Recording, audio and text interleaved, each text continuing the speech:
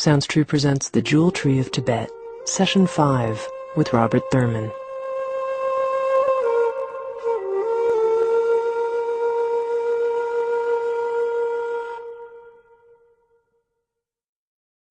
In this session we will mainly continue our discussion of the liberating wisdom, the transcendent wisdom, prajna paramita, transcendent intelligence. We will discuss in that context, therefore, the role of philosophical thought in Buddhism and in the Buddhist path and in our meditative path. The relationship of vipassana, Laktong in the Tibetan say vipassana, and philosophy. But first let's generate the wish-granting gem tree field. Let's meditate together for a few moments.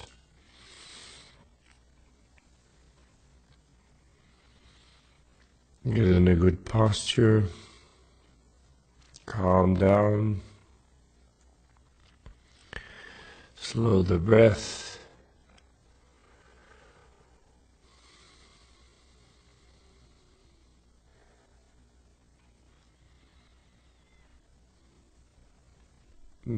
feel yourself melt, remembering that you only exist insofar as you don't look for yourself to be existing. When you look for yourself, you seem to dissolve into thin air. So take a good look for yourself introspectively, and you begin to lose track of who and what you are, and you feel lighter and you feel looser, and you float into empty space and dissolve. The world around you dissolves as well. You're no longer sure where you are, what country, what planet, what continent, what era. This is a feeling of focusing on the ultimate nature of reality, where nothing exists as a thing in itself. Nothing exists as pinned downable by any concept.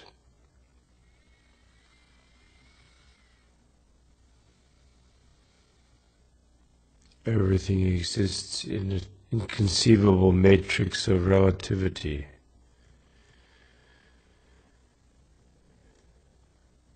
Rest in this awareness as if you were in empty space. As if you were the empty space.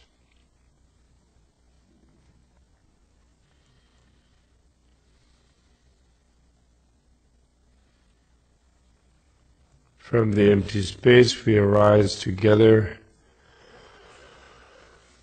on the top of the world, overlooking Lake Manasarovar on a grassy bluff surrounded by all beings.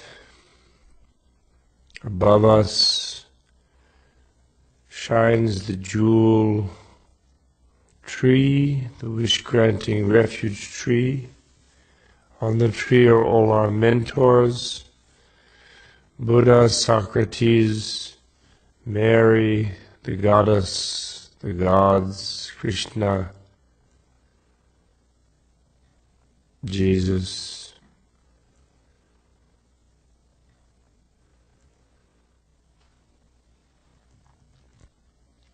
Our human teachers, mentors, people we admire, even if we never met.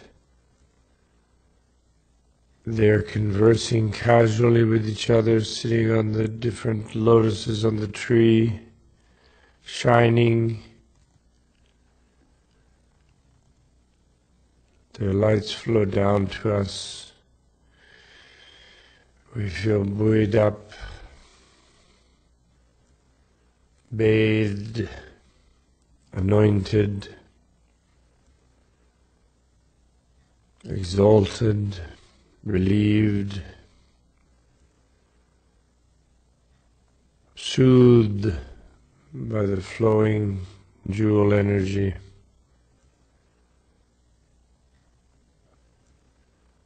The energy drives away all our self-doubts, all our anxieties, all our frustrations, irritations. They flow out of us like darkness.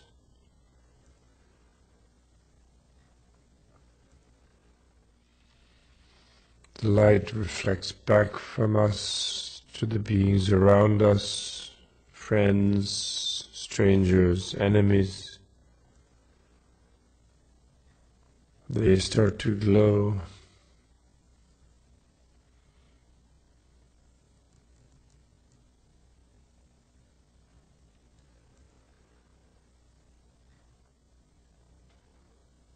We're in our meditative shrine space. We think of boundless offerings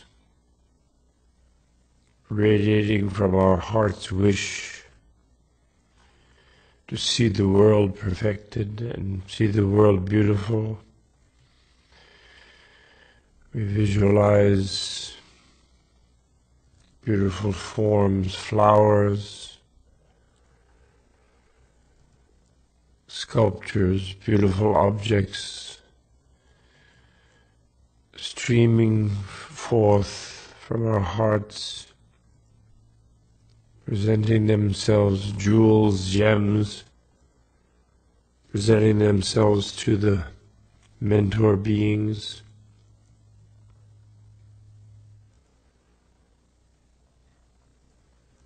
Exquisite music emerges spontaneously.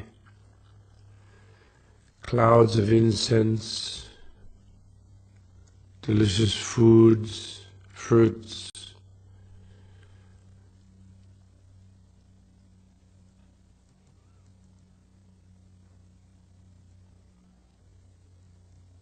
We salute the refuge field. Hail,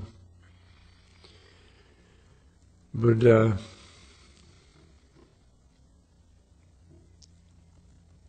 Wonderful to see you there.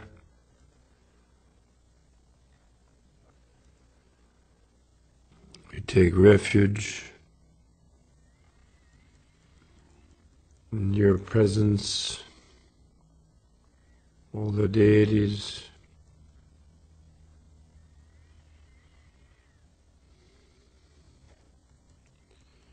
We think of whatever negative things of body, speech and mind we've done. Resolve never to do again. Regret having done. Resolve to do the opposite, good things. We rejoice in all the virtues of all other people. Delighted when people advance, wonderfully happy when they succeed.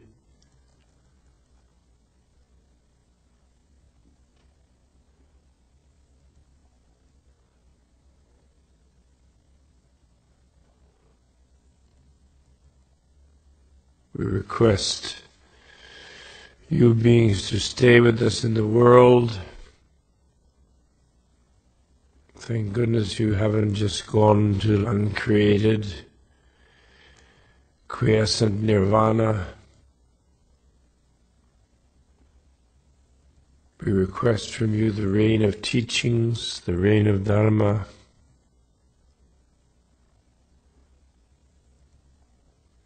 We dedicate whatever virtue we accomplish here for the happiness of all beings, through our attainment of perfect Buddhahood ourselves.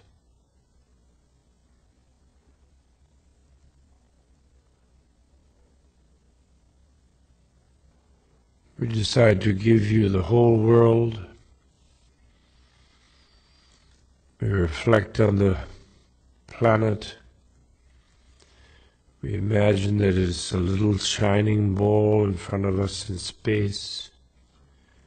We pick it up in our hands gently.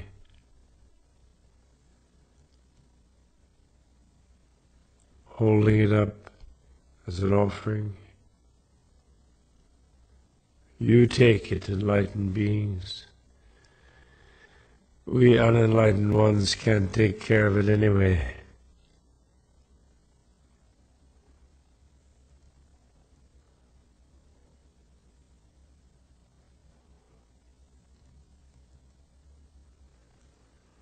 Now we're established in this field, given away the world. We're ready to reflect on our arpeggios, the first scale that we learned. We rehearse again quickly. Is the scale leading to the mind of transcendence?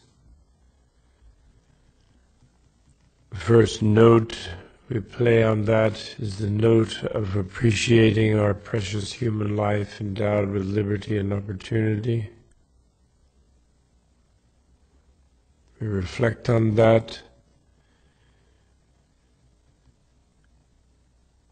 We appreciate what an amazing embodiment we have. We're happy we're using it this one moment, focusing it on our higher evolutionary purpose of achieving freedom and enlightenment. We then move to the second note, the note of death, awareness of it, impermanence, everything changes. This embodiment, mind-body complex we have will not continue long. We definitely will die. We don't know when we will die. When we do die, our spiritual essence is all that goes with us. So we should focus our effort on opening that. Third note, we think of the inexorable causality of evolution.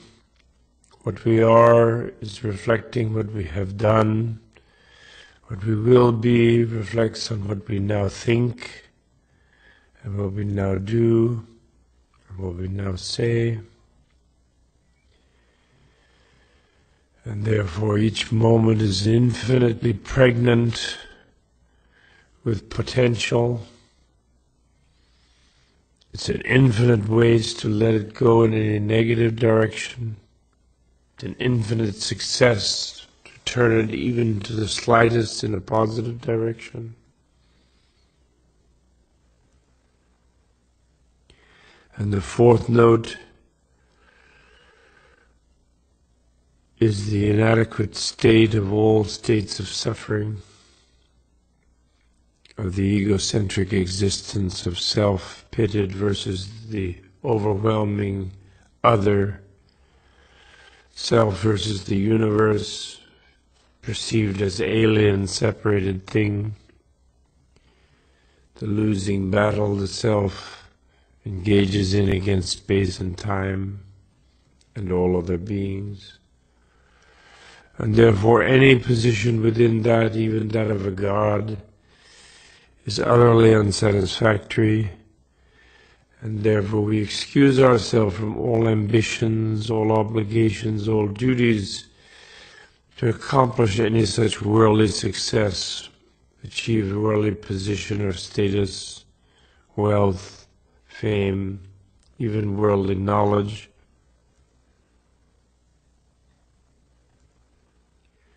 These four notes played together give us the mind of transcendence. To whatever extent we develop this mind, we feel suddenly more at ease. We feel as if some sort of pressure has loosened around the heart. Pressure of need to accomplish, need to get somewhere, need to do something, need to get something. We feel relief We are doing what is our highest possibility to do. We are focused even just thinking about our evolutionary development, our development of wisdom and compassion,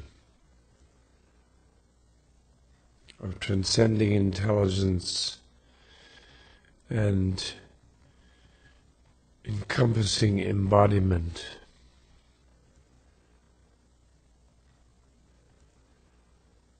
We then turn to the second arpeggio, the second scale, based on this feeling of self-appreciation, of self-release, the mind of transcendence. We look around us in the world, look at the beings around us, friends, strangers, enemies. We realize how driven they all feel. They don't have this mind of transcendence. We realize that we are interconnected with them. We feel sad for them that they don't have this sense of relief. They don't look up and see the wish-granting gem tree. They don't realize the imminent presence of all the mentors, all the great enlightened beings throughout history, the holy beings, the benevolent deities, the benevolent angels. For the most part, they're unaware of them.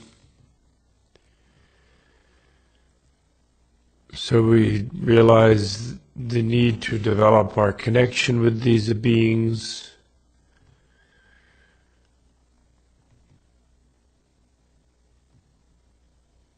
We turn toward the second note, developing the spirit of enlightenment, of love and compassion for all beings. The first note within the second scale is the note of equanimity. Look at the beings around us. Friends are friends of this life because they're nice to us. Strangers are strangers by the accident. We haven't met them or engaged with them in previous. Enemies are those who are unpleasant to us in this life, although they have been friends and lovers and mothers and so forth in previous lives. We decrease a little bit the attachment to the beloveds. We decrease the irritation and fear of the unloved. We decrease the disinterest in the stranger. We realize that all are potentially our kin, our relative, our mother, or our child. We develop equality toward them all. We don't allow a single one to escape. We think of someone who is the most hated person we can possibly think of, and we also insist on including them. We insist that their happiness become our concern, that our Buddhahood is for the sake of their happiness, even who is currently the most hated one.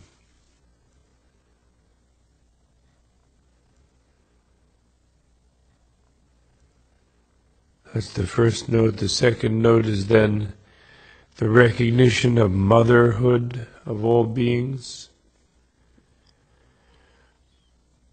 based on the infinity of our past existence, which we realized back when we were gaining the mind of transcendence and realizing the inexorability of evolutionary causality and the beginninglessness of life and the infinite interconnectedness of all beings. Here we use that particular awareness, that expansion of awareness, particularly to focus on how we have been related to every being, how every being has been our mother in some life. And we try to recover the memory or the imagination of the possibility of ever having been a mother to us.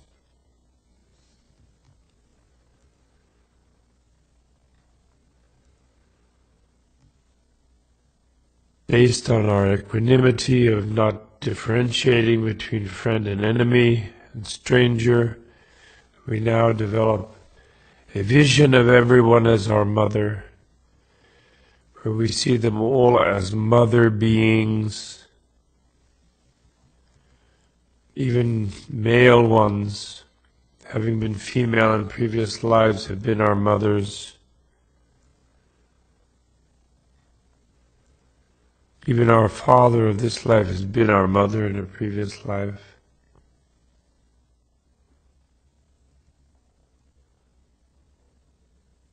The third note then is we remember the kindness of these mothers.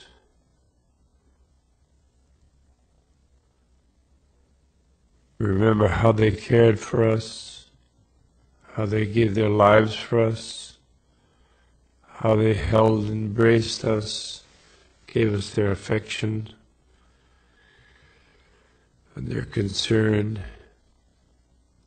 When we reach the point of tears on that, we then meditate on gratitude, come to the fourth note. And the fourth note is where we wish to repay that kindness. We can't stand for them to suffer endlessly, life after life, in the cycle of egocentric states of being, from the hells to the heavens, through the animal realms, the Preta-lokas, the Titan realms, the human realms, the God realms. We wish to repay that kindness wherever they are, do something, be the mother to them. But it's better than just being a mother. We have been the mother in their ordinary human lives in the past. We want to be the mother of their Buddha life, of their freedom and enlightenment, of their second birth, their birth into nirvana, into the infinite life of nirvana. Then we come to the fifth step, the step of the exchange of self and other. And in our wish to repay their kindness, we then naturally move into becoming concerned for them, becoming aware of them. We realize that from beginningless time we have been preoccupied with ourselves, with our own self-interest, our own self-aggrandizement, our own self-security, self-promotion. This has gotten us into nowhere but endless series of frustrating, insufficient and inadequate and unsatisfactory states of suffering.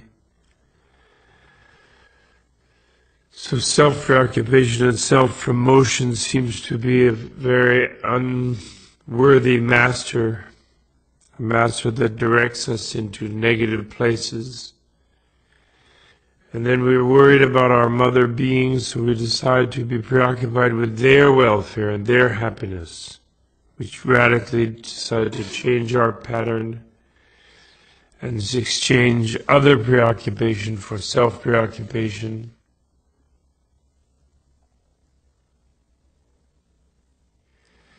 This brings us to the sixth step, where we consider the disadvantages of self-preoccupation. We think of all the endless terrors and horrors we have experienced seeking our own welfare and benefit, and coming up only with harm and destruction. We reflect on that, thinking of the teachings of the great Shantideva.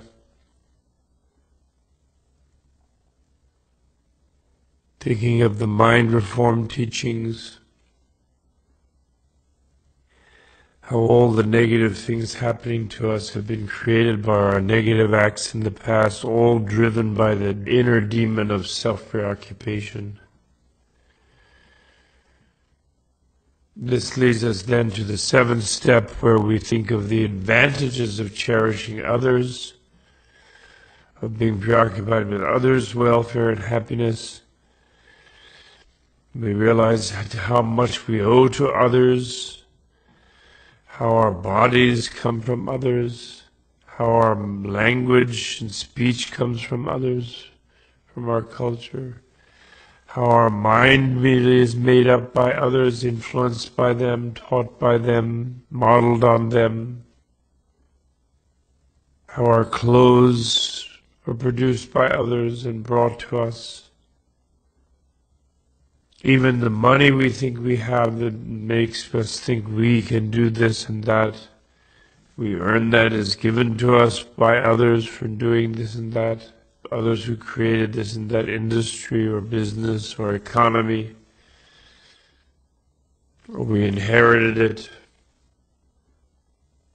So everything we have and everything about us is due to the grace of others, and even all our future evolutionary progress, our ability to become a Buddha, is because we can develop generosity by giving to others, morality by acting properly with others, tolerance by bearing injury from others without anger and hatred, creative effort by wishing to do something great for others, meditative concentration by wishing to develop responsible control of our mind for the sake of others, and wisdom to know the nature of self and others.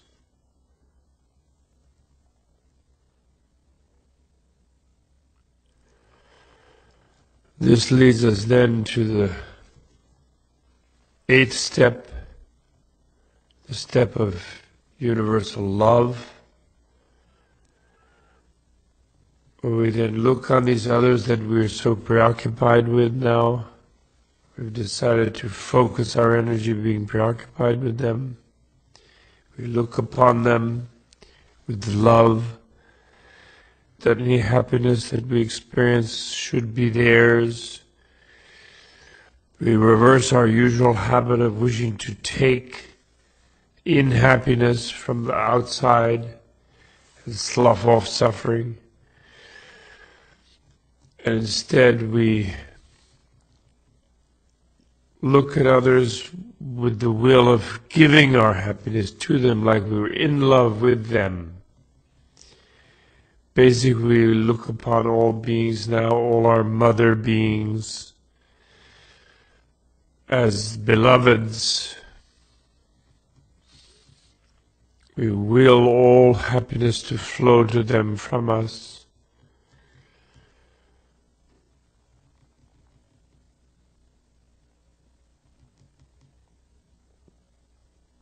We can connect this with the famous meditation of giving and taking, where our out-breath becomes rays of light, and these rays of light flow out to all the other beings around us and bless them, producing for them whatever it is they want and need, whatever fulfills their desire, whatever alleviates their suffering.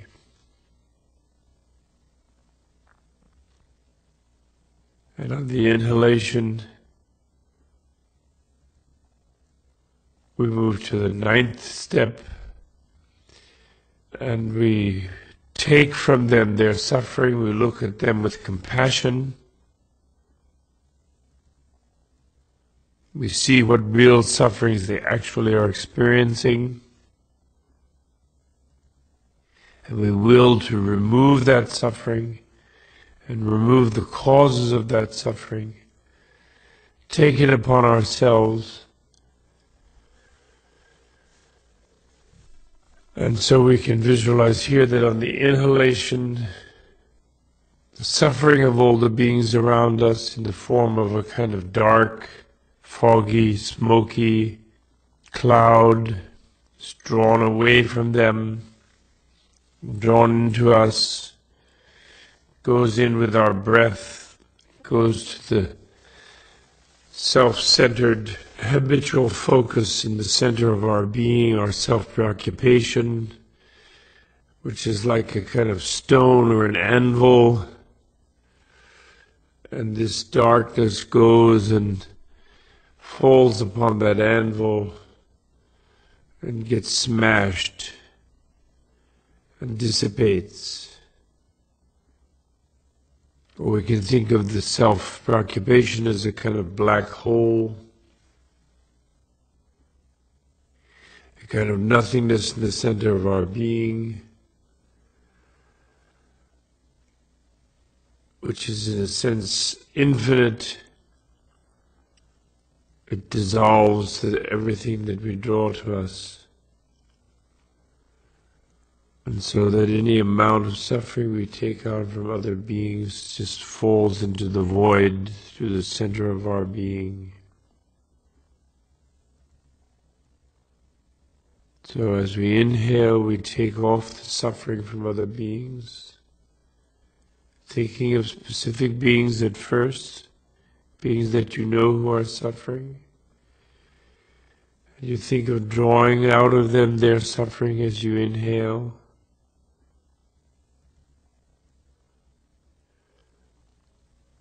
And as you exhale, you send out light rays of your own bliss at being able to help their suffering,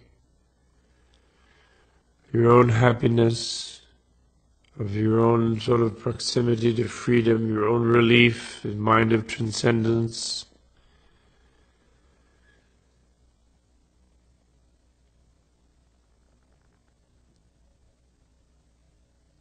You exhale love.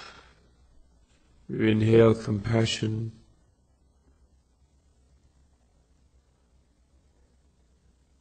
These are the 8th and 9th steps of this arpeggio.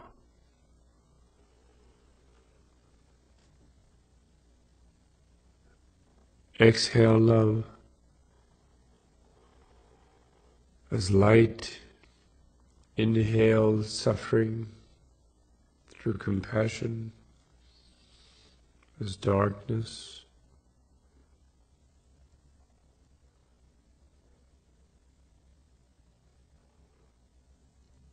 Burn up the darkness with the fire of wisdom. Emit the light of love, sending out your bliss.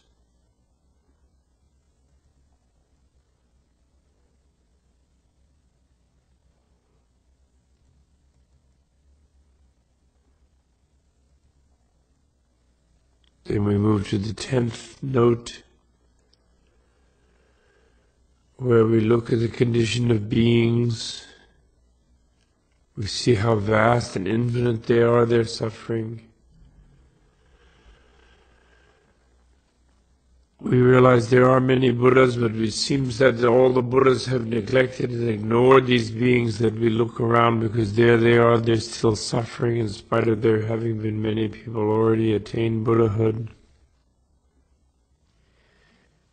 So we reflect and we cultivate and we arise with our messianic resolution. We are not content to just say, well, we can't deal with these mothers, or someday in the future we'll deal with them, or whatever. We say, however long it takes, whatever it takes, I will be the one to become a Buddha for the sake of these beings. I will be the savior of them. I will bring to them whatever dharma they need to become free of suffering. I can't just say, well, Buddha should have done it, or the next Buddha might do it. I will do it as soon as I can, but I'll spend as long as I need to do it, get it done. After all, I will be with these beings, my mother beings, for infinite future lifetimes. We will all be with each other again and again, in this and that permutation, in this and that form, in this and that relation. So ultimately, I vow that I will be the one to become a perfect Buddha, a perfectly selfless, compassionate being, who will effectively be able to help install them in their own Buddhahood, freedom and enlightenment. That's the 10th note. And when we have that 10th note, which should make us feel a little crazy, it's such an intense, heroic resolve, would seem utterly unrealistic and could not be genuinely achieved unless we have the feeling of the infinite intertwinement of all life, the infinite continuity of life. We have to eliminate all nihilism, all annihilism, all notion that anything, including our awareness or the awareness of anyone, can become nothing. A kind of second law of thermodynamics in regard to the spirit, the conservation of spiritual energy, that nothing is ever lost, everything only transforms and transmutes. We must have that feeling as a common sense feeling. We must have opened slowly that feeling in order to develop this messianic resolution. And then this leads to the 11th note in this arpeggio. And this 11th note is the note of spirit of enlightenment, the relative spirit of enlightenment, of love and compassion, the bodhicitta, as they say in Sanskrit. And that moves over from the 10th by reflecting on the fact that there are many Buddhas, infinite numbers of Buddhas, that we are going to become the infinite plus one Buddha, and that in order to really develop these beings, we have to become a Buddha. Just by doing give and take meditation, just by wishing and willing and vowing to do it, we can't effectively really still do it. But only by becoming an infinite being, a being aware of the past, present, and future equally, aware of the infinite as well as the finite, only by becoming such a transcendent, non-dual, cognitive dissonance tolerating, inconceivability tolerating Buddha being, can we possibly effectively establish beings in freedom and enlightenment. Therefore, we determine to become a perfect Buddha. Perfection of wisdom and perfection of compassion, in order to bring all beings to freedom from suffering and the exalted bliss of enlightenment. This concludes the second scale. These 11 notes bring us up to the second main sort of element of the mind of enlightenment, the element of compassion, of the spirit of enlightenment, combined with the mind of transcendence, then makes us ready for the actual quest of liberation itself, sets the ideal context for that quest, which is the third level, the level of transcendent wisdom. And the third arpeggio, which is the arpeggio of concentrating on the twofold wisdom of the twofold selflessness, the selflessness of subjects or persons, our personal selflessness, and the selflessness of objects or things, the objective selflessness, like the selflessness of our hand, or the selflessness of our body, or the selflessness of our nose or mind, the selflessness of our world, selflessness of all objects. And in meditating on these things, we have a 4-step process. The first note in that 4-step process for personal selflessness is we look to see what our self would be if it existed absolutely as we feel it does. And we remember the time of righteous indignation, of injured innocence, as the time when we can observe ourselves being most full of a solid self. We recognize that feeling inside, and so doing we recognize that we don't believe in selflessness, we believe in self. And Buddha's teaching of selflessness, in fact, challenges what we actually believe. We then resolve to look for that self, to verify, to answer Buddha's challenge by verifying if the self we feel is there really is there. And then we resolve that if we look with all our might, that if it is truly a solid self, it should solidly find itself. And if it does not solidly find itself, then it is not there as we feel it. And Buddha is right and we are wrong. That's the second key, the commitment to that one of those outcomes. No third outcome. No vagueness of outcome. And then the third step in there is the step of looking for the true unity of self and our life systems. We try to see if that solid self can be one of our life systems or all of our life systems together. We therefore sort through our life systems.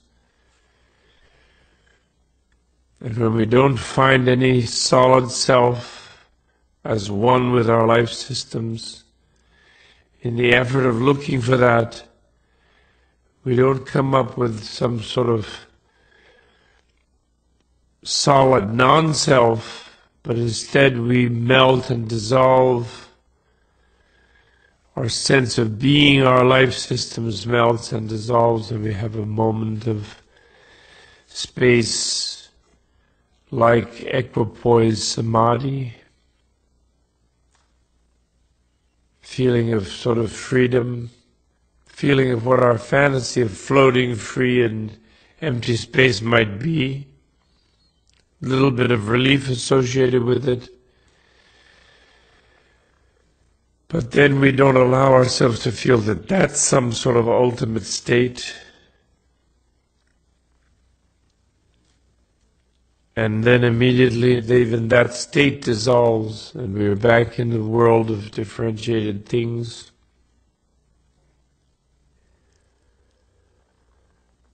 And now they sort of have a kind of mirror image quality, an illusory quality, a dreamlike quality, but everything is still there, we're still here, our relative self. And then we look for the relationship of the solid self as different from the life systems. We try to find how a self could connect and remain solid and fixed and absolute and eternal and really real the way we feel ourselves. And we go through the same process of looking for a self as related to our life systems.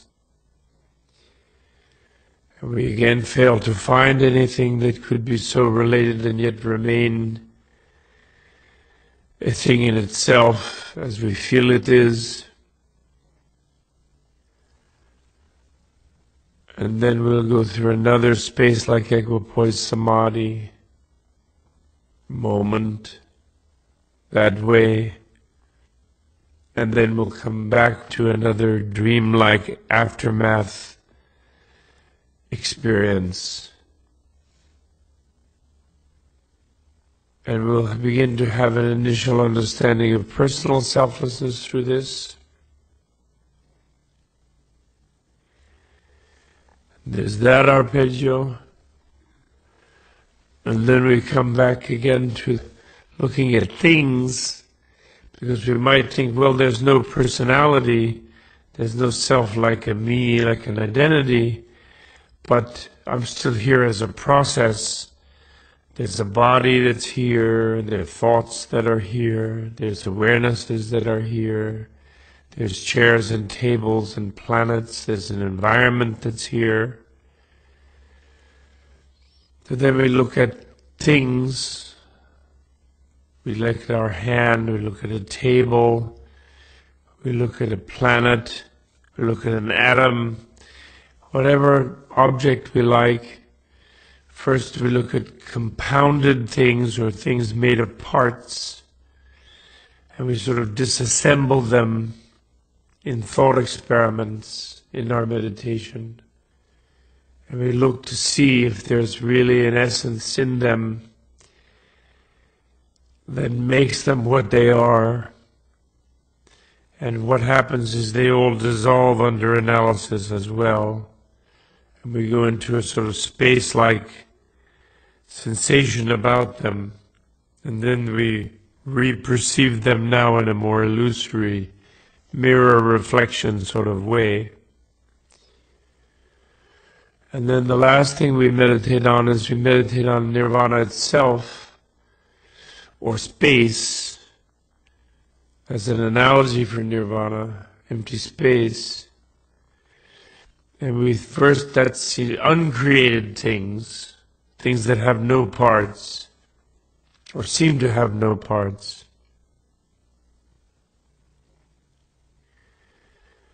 And then we realize, though, that such a thing like space has directional parts, north, south, east, west, up, down, southeast, southwest. And we begin to sort of disassemble the concept of space. And pretty soon we realize that we never can find space, that space is a sheer negation. And similarly, we look at emptiness itself, the emptiness of our personality, the emptiness of all the things we've examined. As we feel we are, we look at equipoise samadhi at first, where we feel we are, and we look at that. And then we discover that even that dissolves when we look for it. So as experienced as a subjective experience, even seemingly non-dual, it cannot be an ultimate. There is in fact no ultimate state. And when we realize that, we're free of seeking escape from the relational states, and we somehow realize that all relational states are the ultimate state, that the ultimate state is all the relational states.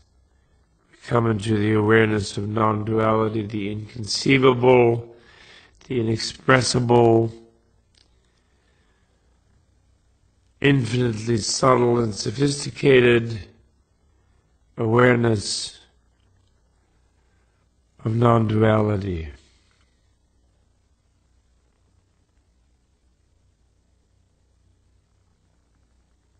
So these are the three arpeggios, the three scales that we learn to play in the path to enlightenment. this concludes in a way and incorporates completely all the different levels of the path. When we fully attain at the instinctual level, not only the intellectual level, this realization of the twofold selflessness, of emptiness of persons and emptiness of things, then we will be Buddha and perfectly enlightened.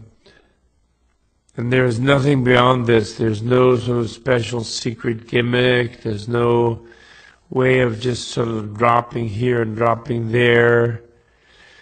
There's no way to become a Buddha than by achieving this prajna paramita, transcendent super intelligence. It is said prajna paramita, transcendent wisdom, is the mother of all Buddhas. All Buddhas are born from her. She is the wisdom that gives birth to all Buddhas.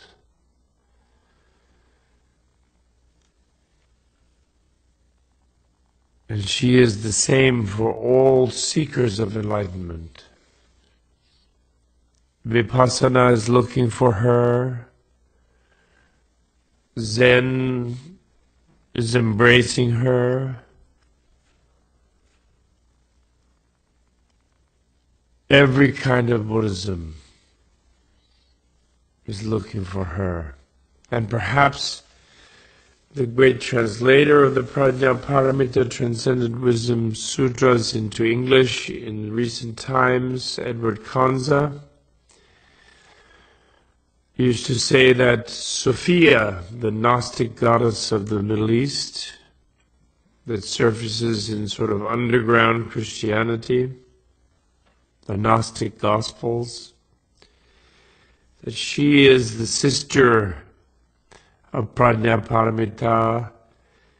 As a scholar, he says that, and as a practitioner, and in the context of our wish-granting gem tree meditation, where we're trying to approach it from the point of view of all spiritual traditions, not exclusively as a Buddhist, but from any direction, then she is Mary, she is the Mother of God, she is the Sophia, the wisdom goddess for the West.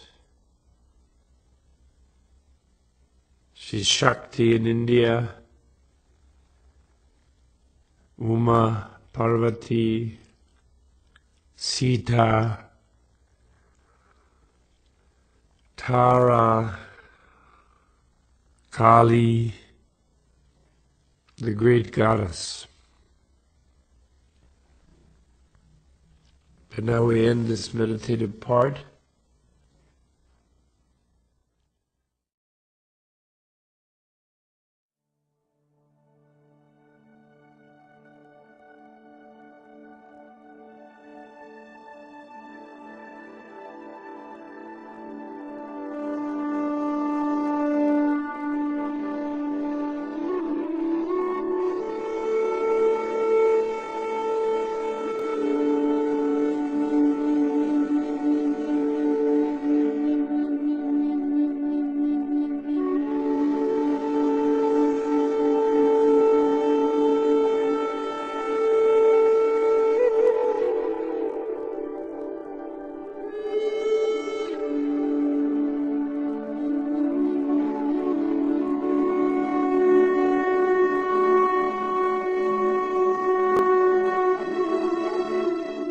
This concludes part 1 of session 5 of the Jewel Tree of Tibet with Robert Thurman. Our program continues on the next CD.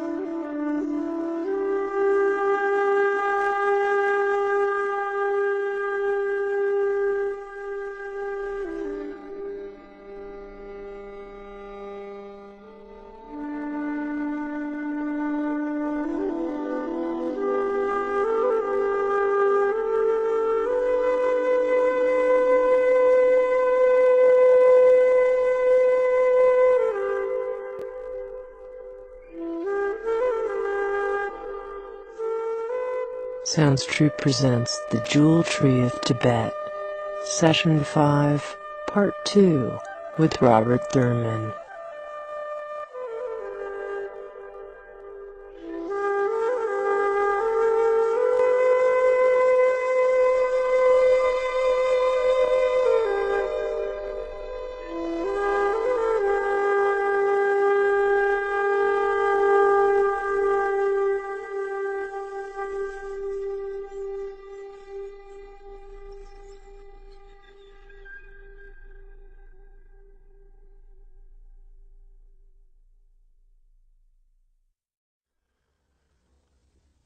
Now we come back to the topic of wisdom,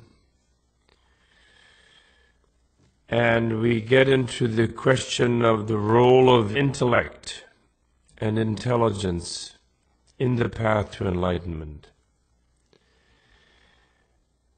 Many of us in the West come to Buddhism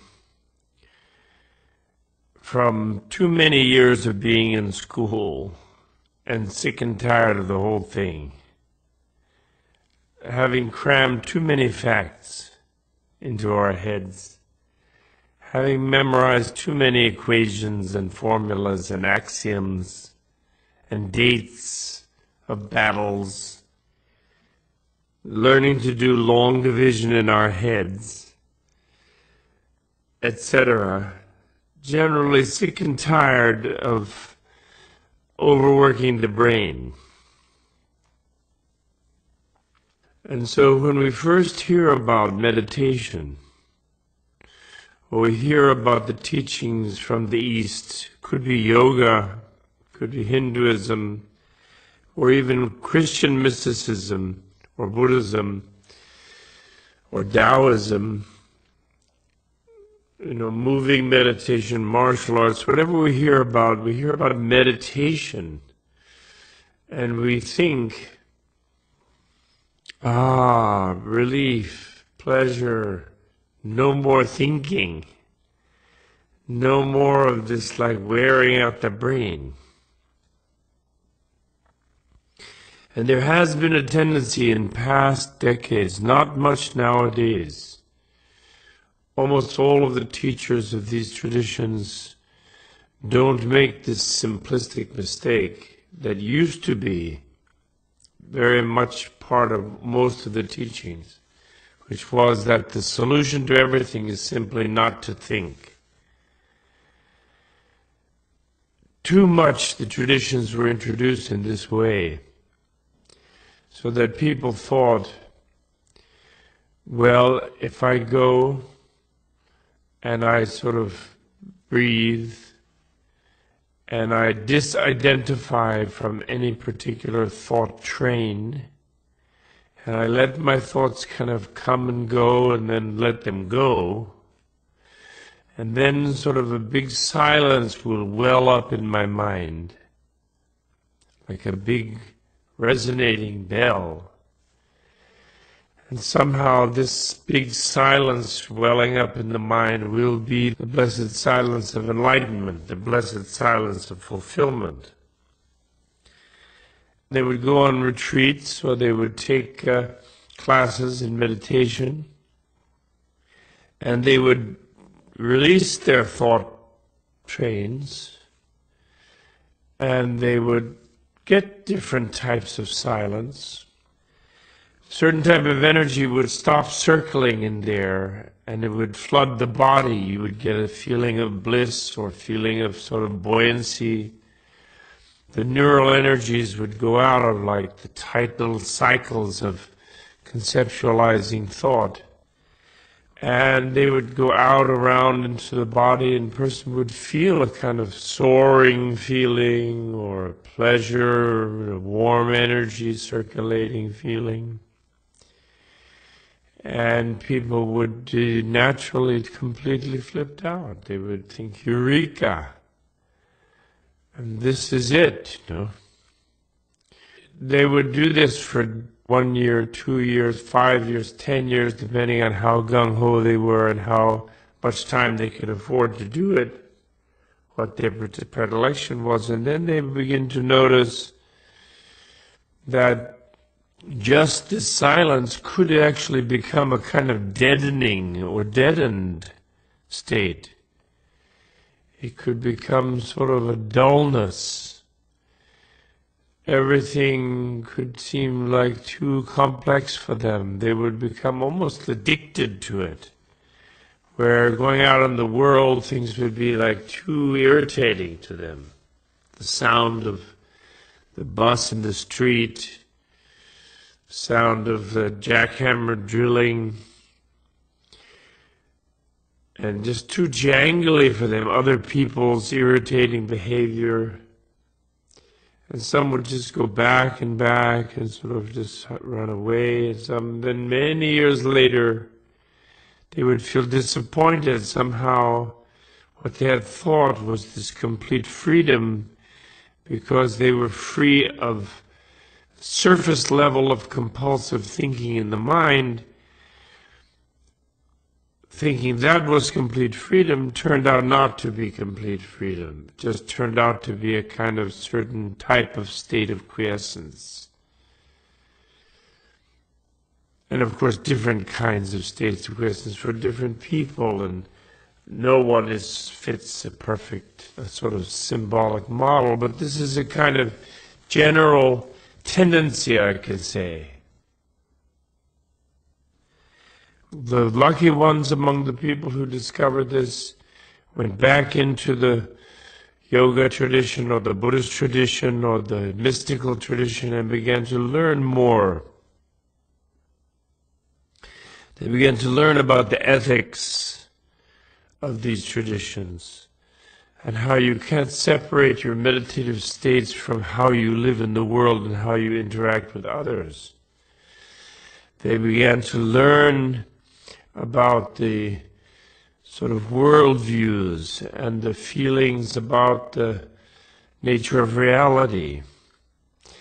And it's almost like you could say the psychology of these systems, of these other traditions, of these other cultures. And they began to question the ingrained sense we have of the superiority of the West, that we are the great intellectuals in the West. You know, part of that old other teaching about how the intellect was useless, and you discard it, and then you just have silence in your mind, and then that's freedom and enlightenment. Part of that, ironically, went along with the idea that the Westerners were, in fact, the greatest intellectuals, the greatest scientists. And this was proven that the Western civilization was, because the Western civilization invented the combustion engine, chemistry, antibiotics, nuclear weapons, went out and also conquered the entire world, subjugated India and China and Africa and South America and the Americas, and killed off all the Native Americans, North and South, maybe 100 million people at the time of Columbus, according to the French demographers.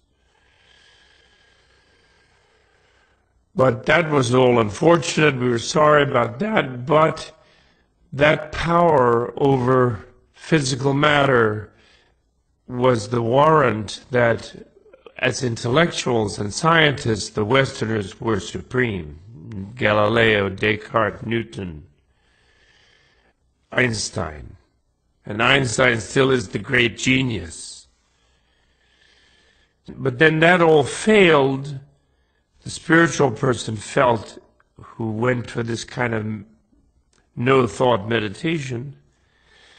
So we abandoned that, and we just empty the mind, and we recover some sort of mystical, emotional sense of oneness with the universe, mystical wisdom, and leave it at that. So ironically, I had many people come to me in my classes over the years. They wanted to know about the wisdom of the East. But then when challenged about the science of the West, would become very aggressive and defensive about how it was superior. And I think overall the culture still is at that point. But the Indian and Tibetan traditions and Chinese and Japanese, but especially an Indo-Tibetan one. They introduce us to the possibility that the Buddha and the great Buddhist teachers and masters were the scientists of the earth. They were the supreme knowers of the nature of reality. And they moved into the knowledge of the nature of reality through internal observation and empiricism, not through microscopes and telescopes and atom smashers and cloud chambers, but through introspective awareness about the nature of their own neural networks. Not just the nature of their spirits as some vague and unmaterial thing, the nature of how language and concept function, and how thought works and how non-thought works, how altered states function and how the ordinary state functions. In that case, therefore, their view of the actual nature of reality might be superior. Their choice not to develop a super powerful, potentially ultimately self-destructive material technology was perhaps a conscious choice, that would be a foolish thing to do. And they had plenty of emotional retards in their culture, plenty of would-be generals and world conquerors and egomaniacs and exploiters and whatever the equivalent of corporations. They had plenty of that in the ancient world. The Asian people were not saints any more than the Western people. When we go on the spiritual path, in other words, when we seek to enter the path of enlightenment, it has now become apparent, I think more or less unanimously among all the different teachers that I have heard of nowadays, all my colleagues, it's become kind of unanimous that people have to engage with society, engage with the negative ethical actions and ethical patterns in our society, take responsibility for how our culture is exploiting other cultures and how it exists in the world. Engage with how, like the stocks that a non-profit meditation center might own, given by a grateful practitioner, might be in some company that is destroying some rainforest somewhere. Because otherwise the meditations in that center will not actually lead the people to higher liberation and freedom and happiness. There'll be some nagging element in the atmosphere that somehow the space in which they're meditating is being supported by the horrible bulldozers and chainsaws destroying the life of species and beings somewhere. So on the ethical side, there's a general consensus that we must engage, and that the Shila, as the Buddhists say, the ethical path, is foundational to the meditational path. And there is not a consensus on another element about this Shila extending to the monastic life, to the monks and nuns. A lot of us who nowadays go around and try to help people learn something about Buddhism, we might be tempted to call ourselves teachers, although it's very dangerous to think of yourself as a teacher, I think. Unless you're a Buddha, in which case you wouldn't think of yourself at all, and then you would be a teacher. There's a tendency among those of us who are teaching that many of us have been monks and or nuns at some time. But then in interacting with our society, or because of our own inability to remain that way, our imperfection, our temptation, self-indulgence, we couldn't maintain that lifestyle. And then we came up with theories that perhaps in the modern time, America being such a secular society and such a lay society, that America is going to have lay Buddhism, and everybody's going to be a lay person. And we don't need monks and nuns in America. I myself held this view after having been a monk for 4.5, 5 years, fully ordained for only a year and a half of that, but still lived as a monk that way. 10, 15 years I held that view, rationalizing in a way my own behavior. And only through the study of history of the Buddhist institutions and the history of America, and taking a good look at the militarism of America, and taking a good look at the Protestant Reformation, sort of the sociology of America, I suddenly realized that the monastic institution as invented by the Buddha, the Sangha, it's not exactly the same as the Christian monastic institution in its way of being ordered, in its ethical discipline and so on, but very, very close, but not exactly. But we must use the words, of course, that were developed in the Christian, like monastic. But anyway, that tradition is an amazing social institution and an amazing invention, really, that Buddha invented. And that in Buddhism, in the world, we need more of that. We need to acknowledge in a way that our universities and schools and colleges are a kind of monastery. And that we should honor and support with sort of lifelong fellowships, or longer fellowships anyway, people who are really on a vision quest within our society. They want to experience themselves and their life, and they want to come up with true meaningfulness in their life under whatever religious framework or secular humanist or philosophical framework. And that's what school is for them, and they don't want to be pushed into graduate school as a dentist or a doctor or a lawyer in some mechanical way before they have really come up with their own set of values.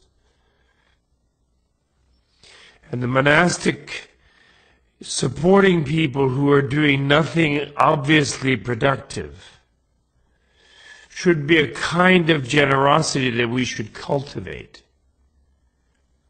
In medieval Europe, for example, there was a high degree of monasticism, and Martin Luther was an ex-monk. He was a failed monk.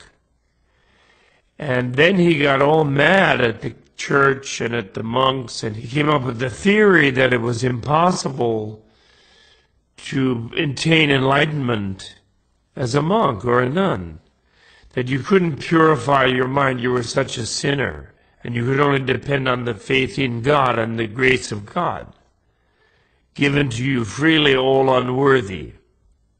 And so because he came up with that theory, he said that therefore it's even wrong for people to be monks and nuns.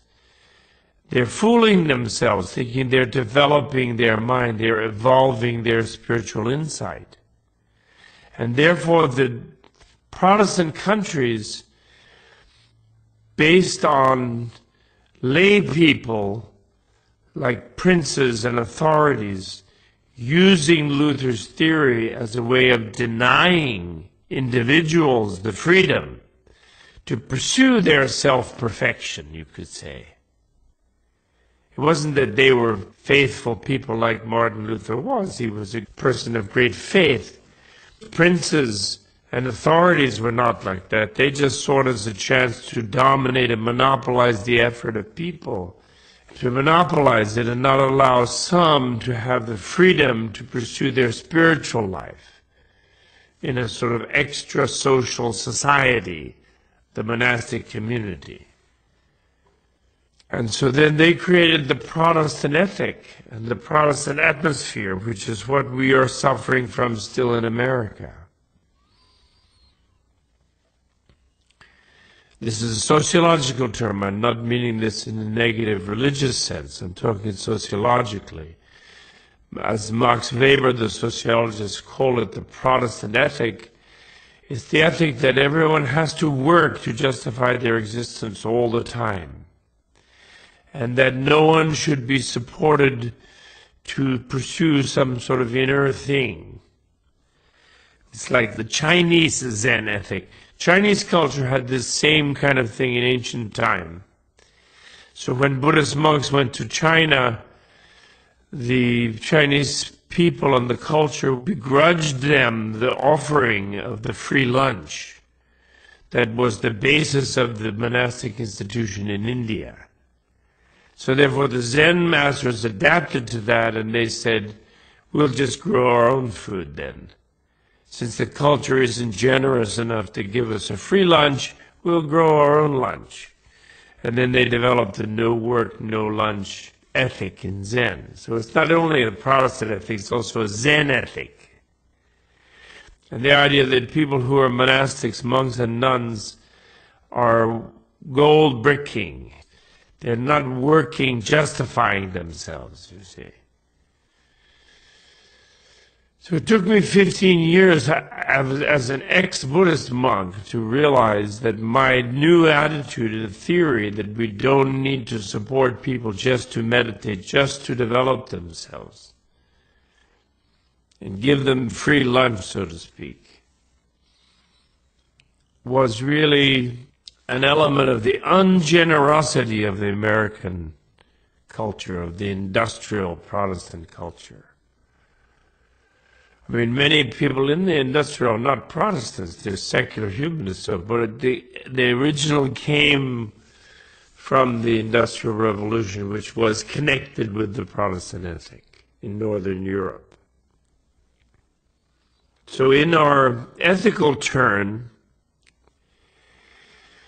I think we have to move our consensus forward a little bit to embrace the idea of monks and nuns, and to be willing as a community. We are, after all, a very wealthy country, relatively speaking, and to be able to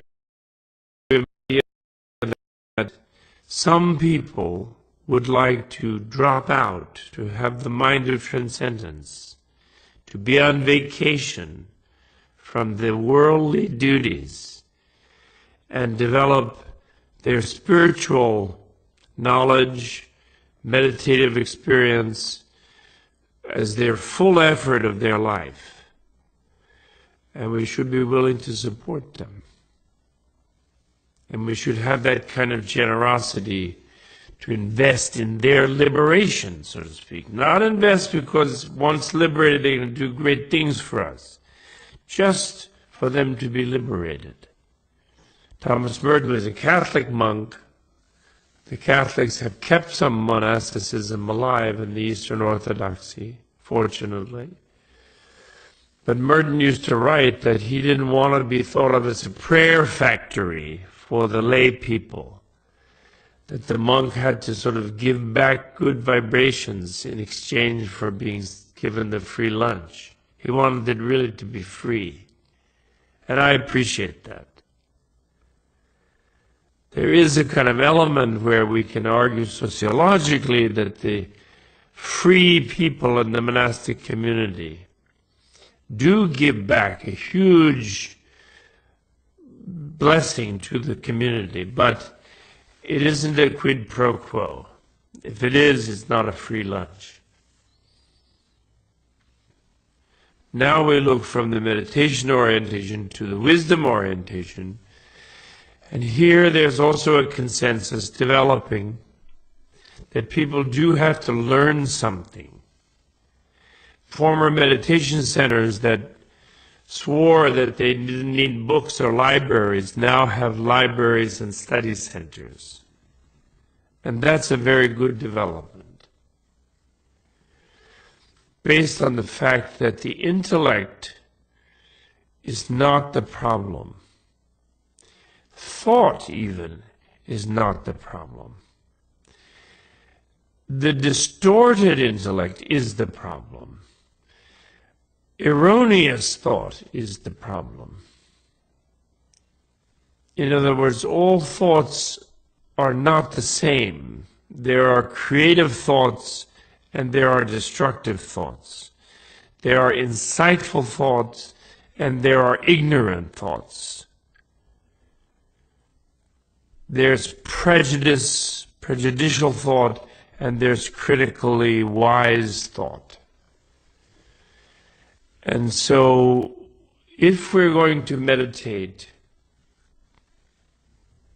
effectively, we have to make our thought more accurate. Now, nowhere is this more evident than in the issue of realizing emptiness, the issue of realizing selflessness, which is, after all, for Theravada, for Zen, for Tibetan Buddhism, it is the without which no way of enlightenment. It is a synonym of enlightenment, the realization of selflessness or emptiness. And nowhere is it more evident that we need valid inference about the nature of the self. We need critical investigation about the nature of the self and the body and everything, really, the nature of reality, but especially the self, which is kind of the core of our experience of reality in our habitual way.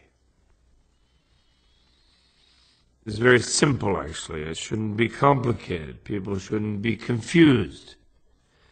What that means is that our feeling here and now, as we sit on our retreat in the wish-granting gem tree, each of us has a gut feeling that we are here, simply. Each of us feels sort of a solid sense of presence about ourself. Even if we're not thinking, we feel we're here. I feel I'm me, even without thinking. Then when I add the thought to it, like, oh, I'm really me, or I'm great, or many other things that I will add, that builds up on the foundation of the gut feeling, what the Buddhist psychologists call the unconscious misknowledge, or the instinctual misknowledge, or the instinctual self-habit. That instinctual self-habit is just the feeling that I'm it. I'm the one. But everyone feels they're the one. We all feel that as a gut feeling, because that's the unconscious misknowledge, the unconscious ignorance, the unconscious self-habit that has driven the egocentric life cycle, the samsara, since beginningless time. Every Gila monster thinks I'm the one and jumps on its prey to feed the one. And we all have that. And that is intuitive. It is not imposed on us by some acculturation, some confused thinking. It's an instinctual feeling of self-centeredness. That instinctual feeling of self-centeredness is ignorance. And that cannot be dislodged, in fact, by simply not thinking. If it could be, animals that do not have language and cannot have discursive thought in the same sense would be all unself-centered. They would be enlightened. But they're not. They kill one another. We can see that. They're self-centered. That's why wisdom has the wisdom of learning, the wisdom of critical reflection, and the wisdom of meditation in that. Because what is it that you learn? It isn't just learning how many fish there are in the pond, how many atoms of this and that element and this and that molecule. It isn't that kind of a learning. The learning in the learning of wisdom is the correcting of our instinctual distortion of our experience of life. We learn that the feeling we have of self-centeredness is based around a sense of solidity in the core of ourselves, which is a kind of investment, kind of habitual creation at a subliminal level, a feeling of sort of that there's an absolute in there. That I'm, and that's me, and I'm it, and I'm that one. We learn how that takes place in the first key. We observe how we feel that way. Then we investigate and analyze how that feeling relates to our concepts of relative and absolute and self and other and many things. Then critical reflection has to do with, we investigate how that self could be there if it were there. And then we can come to the clear knowledge. What is called, the simplest way of describing it perhaps, is what they call the royal reason of relativity. They use the famous Buddhist word pratitya samutpada, dependent origination. But in this wisdom context, they're not really concerned with origination. They're concerned with the dependency part, the relativity part. So in Tibetan we translated relativity simply, pratitya samutpada.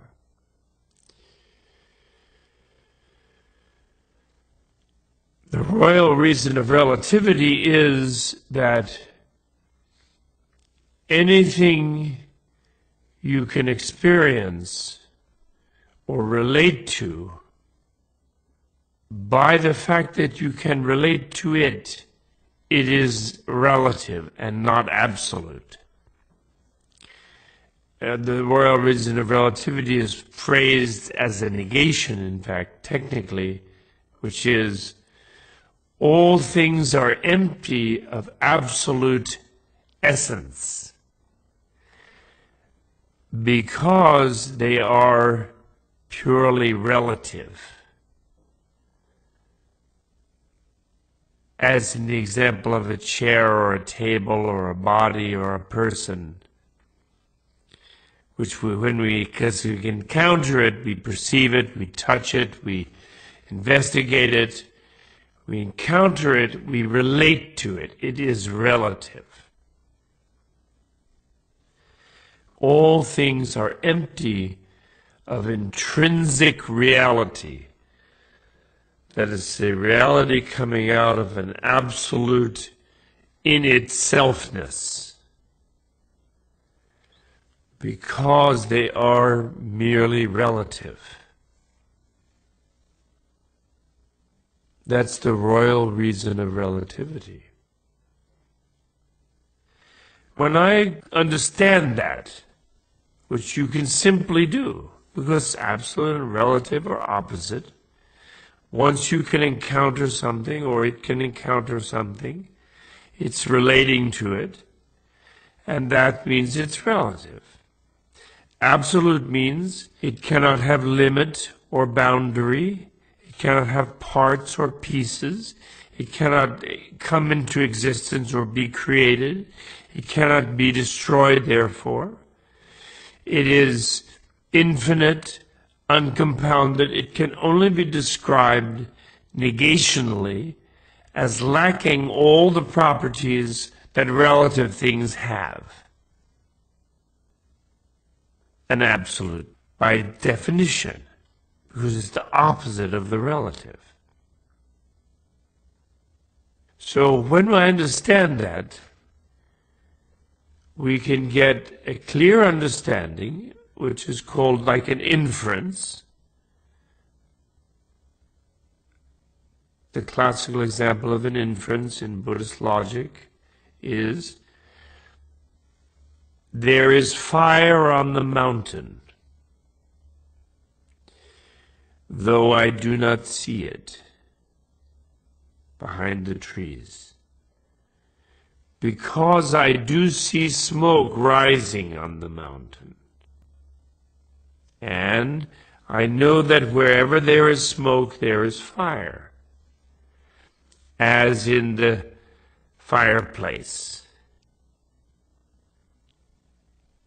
Now we know something that we don't intuitively see, that is, we can't directly experience with sight or something, because it's obscured by the trees. We come to know that it's there, and we'll walk over to that campsite, to that fire, by seeing a sign of it in the smoke. That's inference. So things are empty of absolute essence, although I can't directly see that. I feel even that they have absolute essence. I feel it about myself, I feel it about things. But I know that they're empty of that because they are merely relational. Because I relate to those things. I can see them. Even if they seem to me to be absolute as I see them, I realize that my sense of their absoluteness is an irrational prejudice, a distortion. Because all relative things are not absolute, by definition A, or B, like any relative thing that I see here. I can take apart a watch or something. It's not an absolute watch. I can smash its atoms to smithereens. By experience, I can take them apart and realize there's no absolute essence in them. I look at it again as a watch, and it seems like a real watch, like an absolute watch to me. In other words, when we understand emptiness intellectually, as I hope you now do, or selflessness, then what you understand about yourself is contrary to your instinctual feeling about yourself. It's counterintuitive. You know that you can take yourself apart. You may have had experiences in meditation of dissolving, or even without meditation. You may naturally have had these as a child, in some state of intoxication. You just sort of melted into the woodwork. And there was no you. You went down the cosmic drain. As people have had this experience in life. People have it naturally, artificially. Throughout all cultures, people have had this experience. Sometimes it's frightening, but everyone has had that. And then you can intellectually understand nothing about you can be absolute, Because you can completely dissolve. You can take yourself totally apart. That is the inferential understanding. You still intuitively feel that you're absolute. Now, someone might question, of course, well, I don't intuitively feel I'm absolute, they might say. Or we might feel that ourselves. But just go and stamp on that person's toe. Run over their foot with your car. Harm them in some way. And they will go berserk. They'll be ready to kill.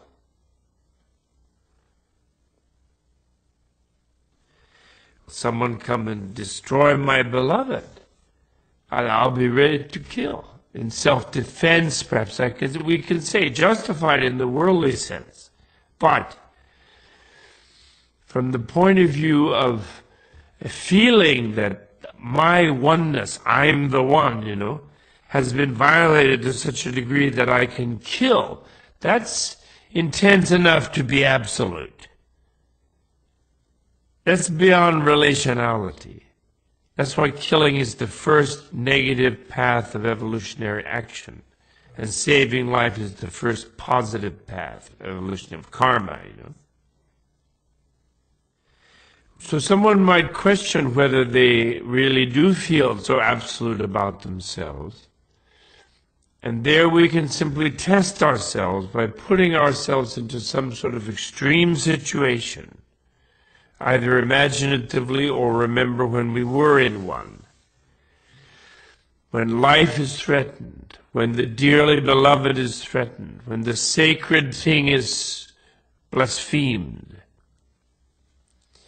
when the arch crime is committed, then we're ready to kill. Being ready to kill means our sense of self-absoluteness emerges when we kill. Feeling that such and such is absolute is when it's worth taking the life of another. That's kind of the measure of it experientially, let's say. Even then, we would logically say, of course, there is no absolute killing. There's no absolute killer or killed. We can do that thing too, logically. But emotionally or instinctually, when you want to kill, is when you know that in you there is an investment of an absoluteness about your life essence. When death appears to us as an absolute, that reveals that we feel we are absolute. But the point is, therefore, that the correct understanding of selflessness, of emptiness, which we can have as a correct inference with reason, a premise, an example, according to the canons of valid inference, the canons by which we live our lives. This is a good car. Because I have investigated it, the mechanic said so, I can see there's no rust, etc. Therefore, I buy it. Now that's an inference. We can't see everything about that car. We don't know inside there may be something. But we act on that inference. So we live by inference and don't think that inference has no power. We gain knowledge of many things that are directly or intuitively obscured from us by inferring about them from our other experiences.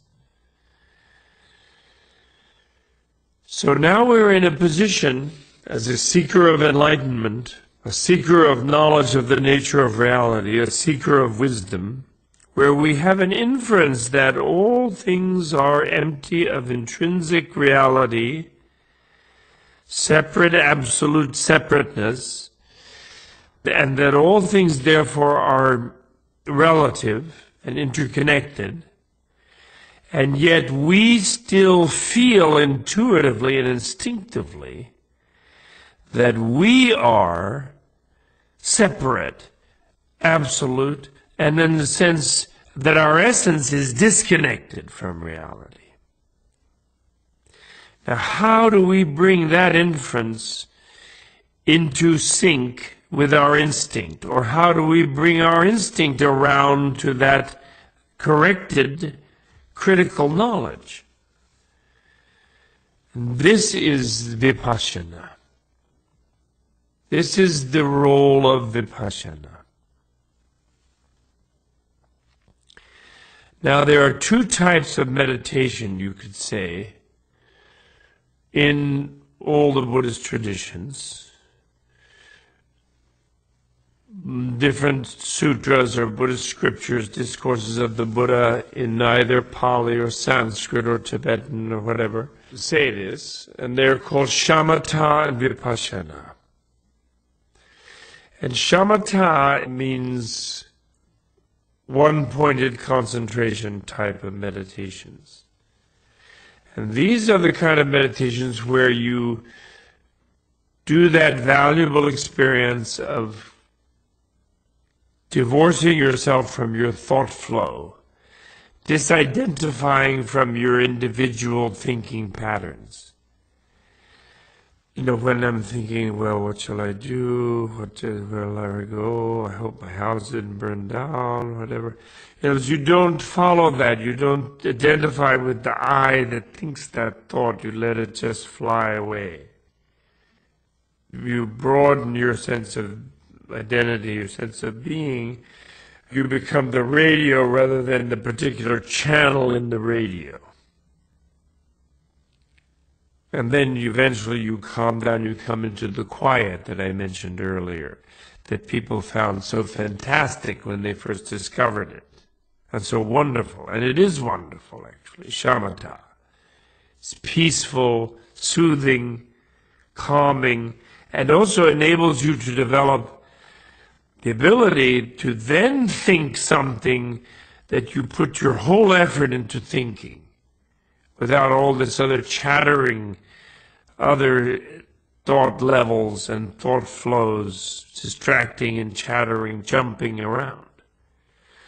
You get an ability to focus your thought in a concentrated way, or maintain a state of non-thinking in a concentrated way.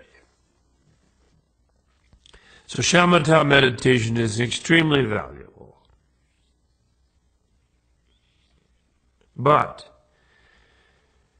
by itself, shamatha meditation does not dislodge that instinctive sense of self-centeredness, that instinctive sense of absolute selfness.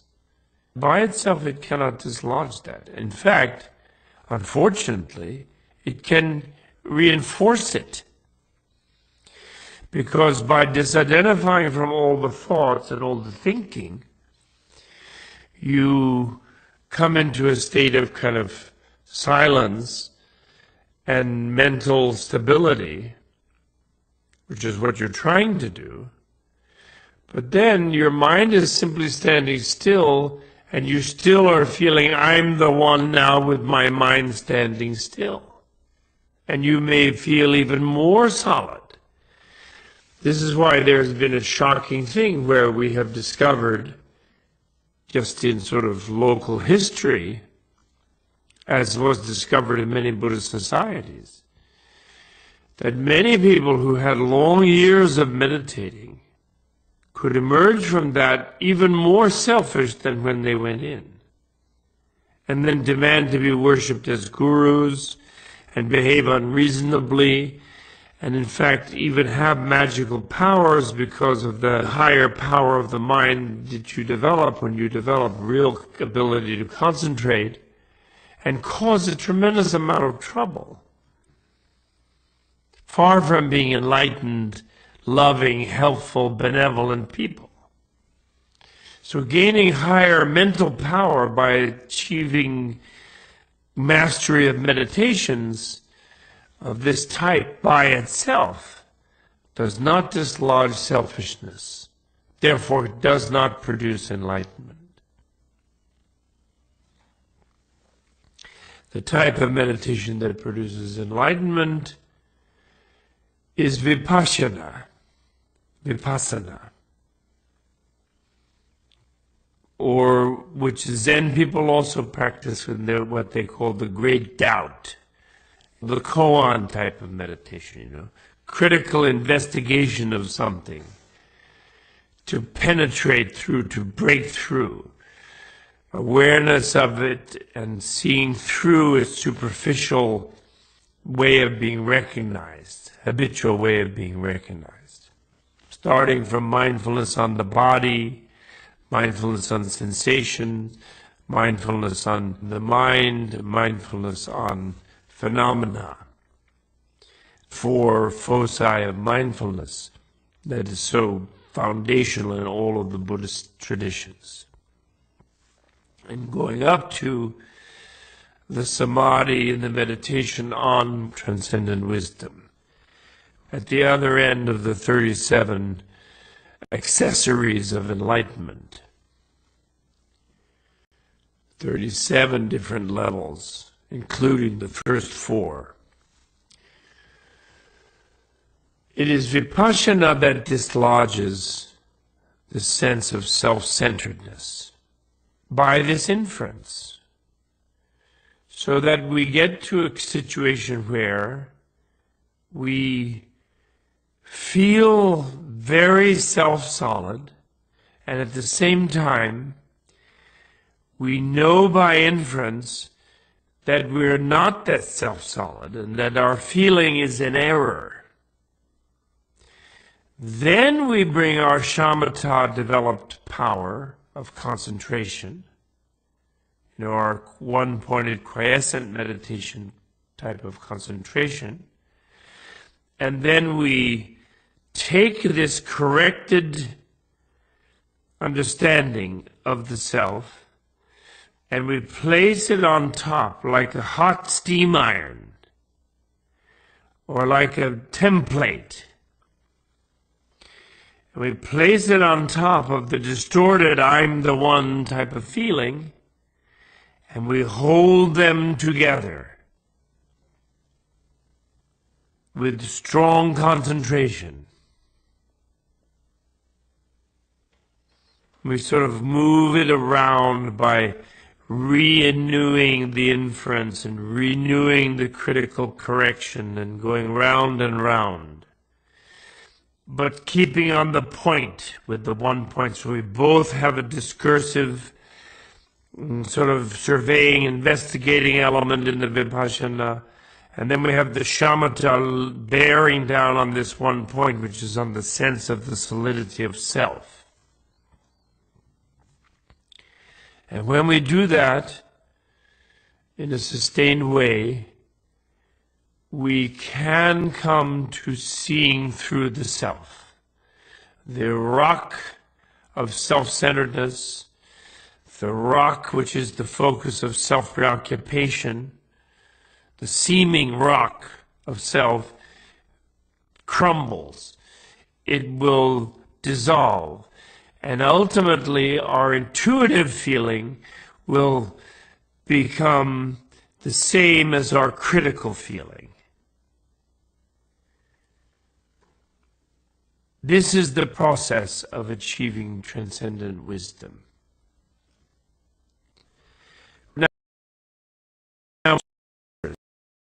And most parts of most cultures have philosophies, they have cosmologies, they have worldviews.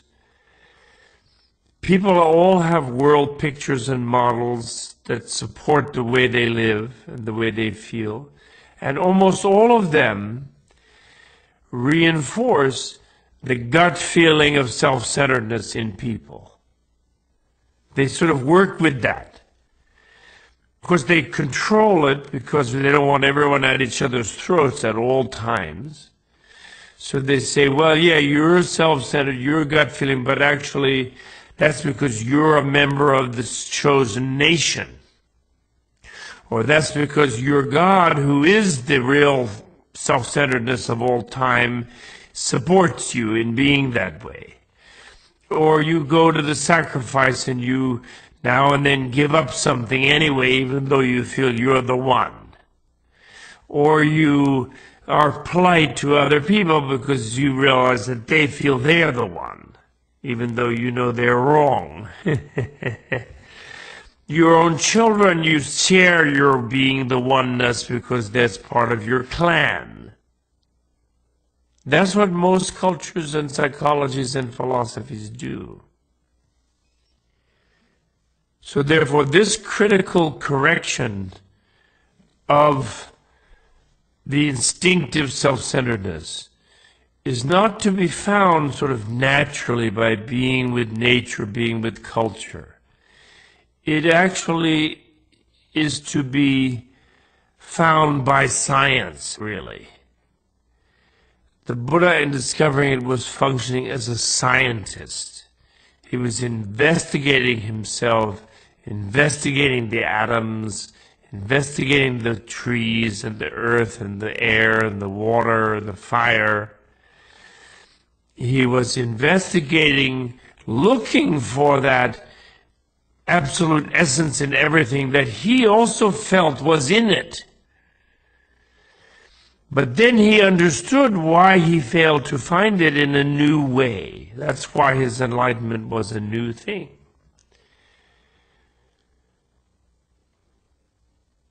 So then philosophy, the love of truth, the love of reality, you could call it. It's like the Dharma philosophy. Philos and Sophia are like wisdom and compassion, wisdom and love. It's the same.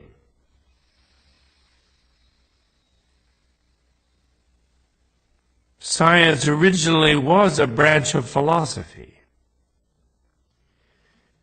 So philosophy is, in fact, the science of reality, pursued from the human subjectivity, not pretending that there is no human subjectivity, which materialist science has done for 300 or 400 years, with rather fascinating results. So this is why wisdom has first a level of learning, and then a level of critical reflection and debate and inquiry and investigation. And this is why the Buddhist traditions value words and speech and reasoning, all of them.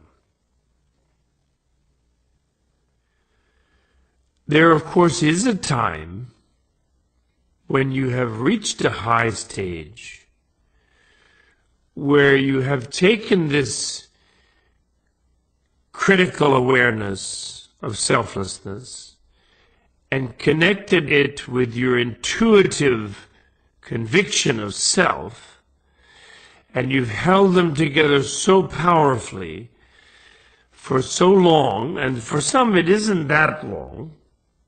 Different people have different speeds, because they have different degrees of entrenchment of that strong self-centeredness. But when you've held them together long enough where things have eroded and things have dislodged, then it could be that you could carry on too long with sort of investigation. You could be wandering around. You could become distracted by ruminating over your inferences and your intellectual knowledge. At that time, you have to bear down with the one-pointedness.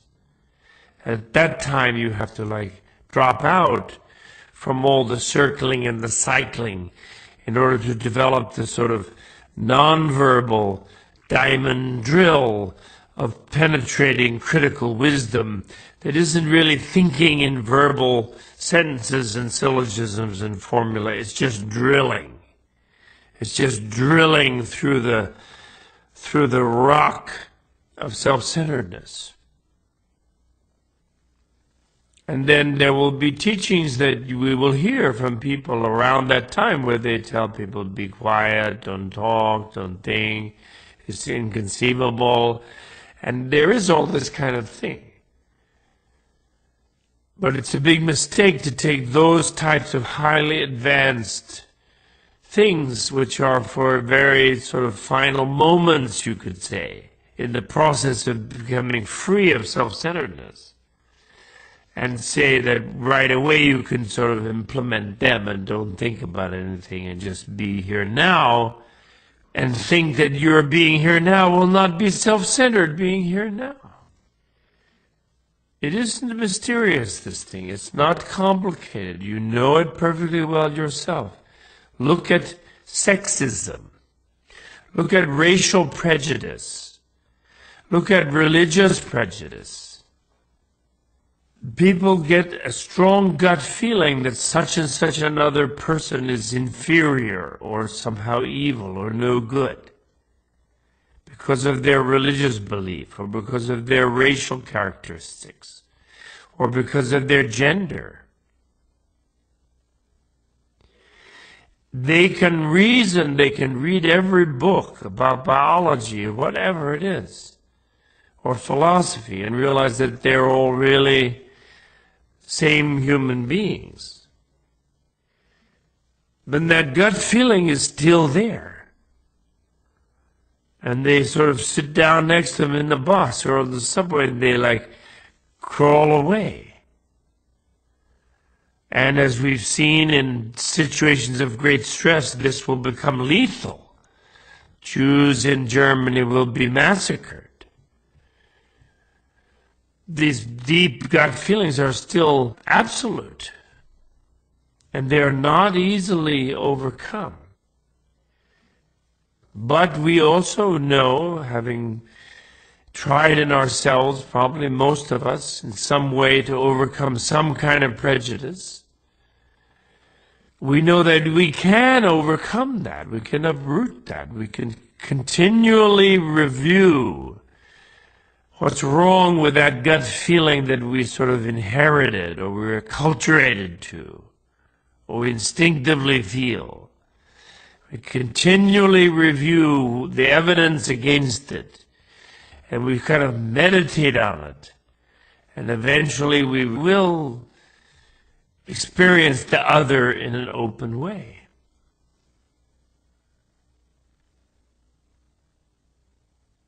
But if you took the racist, Ku Klux Klan person and said, sit down, don't think for a month,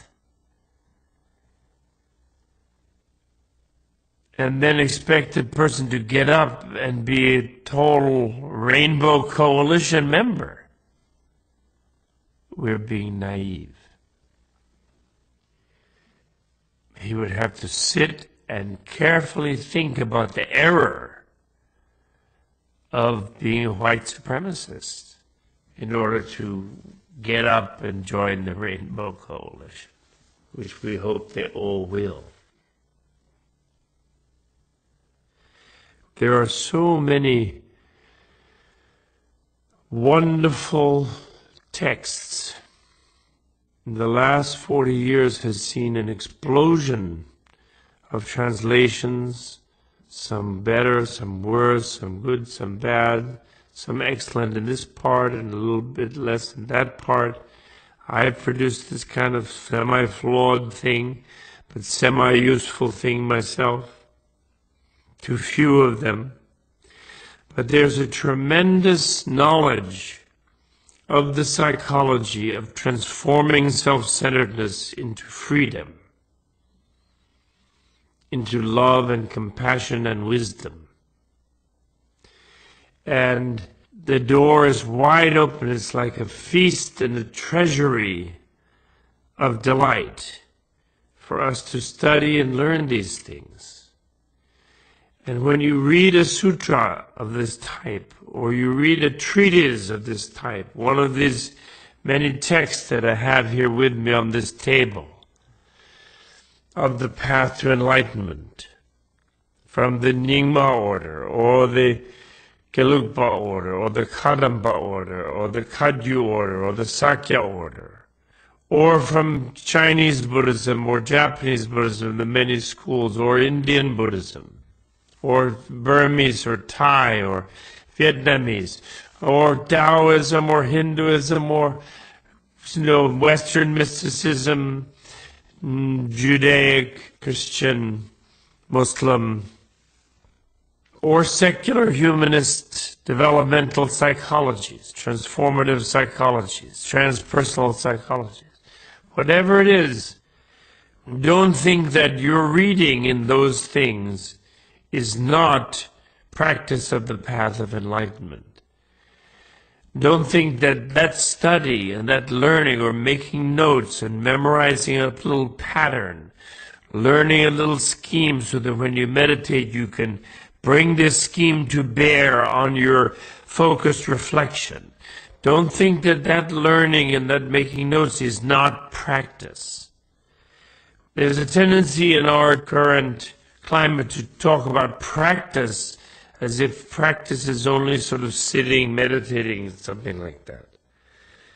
When you are an ethical person and when you walk around the street and when a beggar asks you for a coin, and when you feel revulsion and you don't want to support their crack habit, or you don't want to give that coin, or you feel a paranoia that if you give this one a coin you have to give thousands of them a coin and you'll become destitute yourself, or you feel annoyed that the mayor doesn't take care of them, or that the president doesn't take care of them, or that there's been the wrong kind of welfare reform, and all of these things, and you're just clutching your hot little quarter in your pocket. And then you suddenly remember the Dharma, and you think, what a wonderful opportunity. I can overcome this clutching, sweaty palm with a quarter in it. And I can reach this hand out, I can open the hand, and I can place respectfully this quarter in this little cup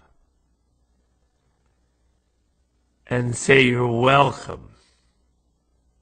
Whatever he wants to do with it, or she wants to do with it, free and easy, whatever.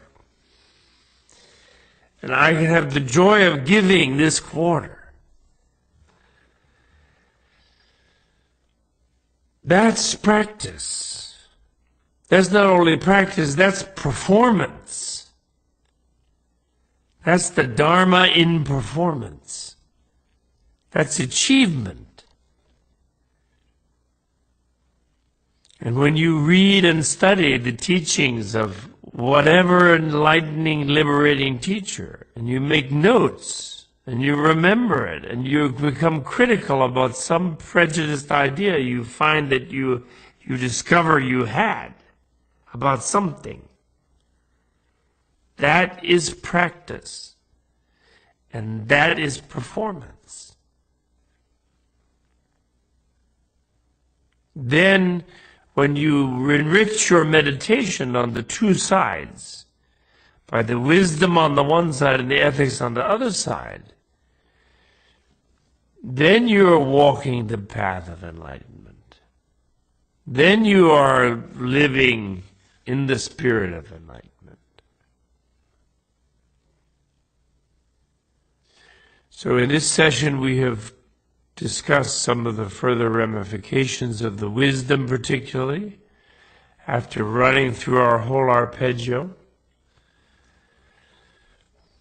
Now we then close the refuge field at the end of the session, namely by looking around in it, seeing the mentor beings up there, high above us, and in front of us and all around. Seeing all the beings around us, looking all happy and delighted. And the mentors in the refuge field are ecstatic and enchanted because we have been thinking about these useful things. We have been meditating and reflecting about it. We have a sense now, an overview of the structure of the path. We know the different points where we want to really put in effort and invest effort. and really like come to critical awareness of different ideas of our own. And therefore they just melt into light, and then instead of radiating lights to flow into us, they become light that flows into us, and they dissolve, and the whole sky and the clouds and Lake Manasarovar and everything just flows into us in the form of diamond, ruby, emerald, topaz, sapphire light. They become one with us, and we become one with the mentor, one with the Buddha. We feel the Buddha and the mentor is living in our heart. And then the light flows out from us to all the beings around us, friend, stranger, enemy, that now have come to seem all of them more familiar. All of them are our mother beings, although temporarily behaving in these different roles with us in this life. Nevertheless, we are delighted with them. We're happy to be one with the refuge field, and like the refuge field, we melt into light. Our meditative persona melts into light, flows out into them. As we dedicate the merit of whatever we have done here to attaining perfect Buddhahood as soon as possible, for the sake of all beings.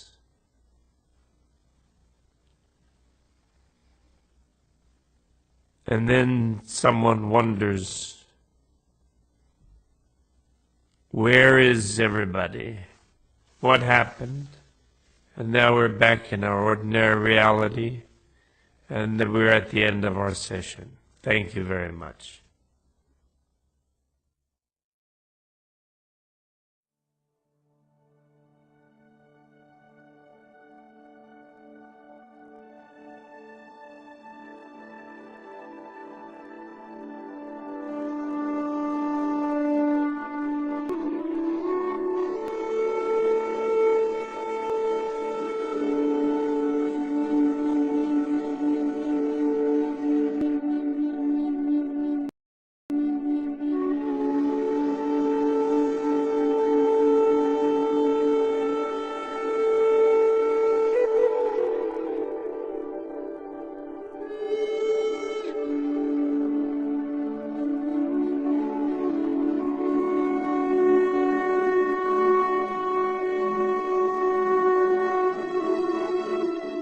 This concludes Session 5 of the Jewel Tree of Tibet with Robert Thurman. Our program continues with Session 6.